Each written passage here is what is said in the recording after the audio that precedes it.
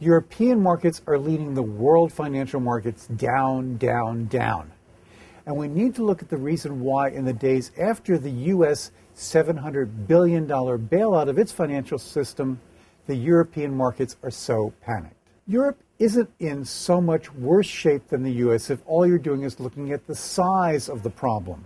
That European banks did indeed get into the subprime market, they did indeed buy derivatives, they did indeed fund their own real estate bubbles. So there are problems, but the problems across the system don't measure up in terms of raw billions to the size of the U.S. market. So why the big panic? The fear isn't of the size of the problem, but that the regulatory mechanism, the banking system, the European Union itself, and all of its financial institutions are not up to dealing with this crisis. You see, when the Eurozone was created, they created a uniform currency zone, but they didn't create a uniform regulatory system, and they didn't create a uniform financial budget. So what you've got now is a system with a European central bank, very conservatively run, but a lot of the powers, a lot of the ability, a lot of the things that you need done in this crisis are still scattered with national governments. So, for example, the European Central Bank doesn't have the ability, as the U.S. Federal Reserve does, to go to one central treasury and say, hey, we need $700 billion of money printed up. It can't do that. It's got to be a response from the French government, the Belgian government, the Irish government, the German government. And the fear in the European financial markets right now is that you won't get a Europe-wide solution, but that each of these national governments will take steps to protect their own national self-interest.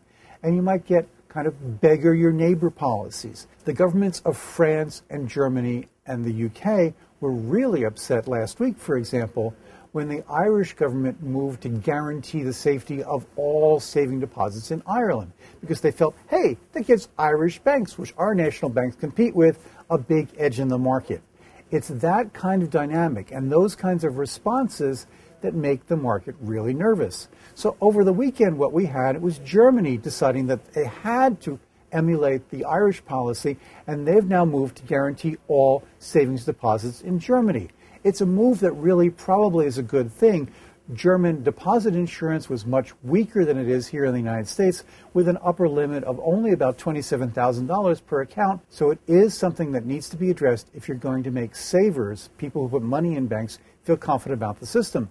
But now you've got two countries who have moved, the rest of the continent hasn't, and the question is, well, what's our overall response to this going to be? And right now, it doesn't look like we're going to see a coordinated response by the leaders of these countries, but instead country-by-country responses that may or may not do the job because they're really fragmented. And that's why the European market right now is reacting so badly, why there is so much fear, and why the European market is leading the global financial markets down. This is Jim Juback for MSN Money.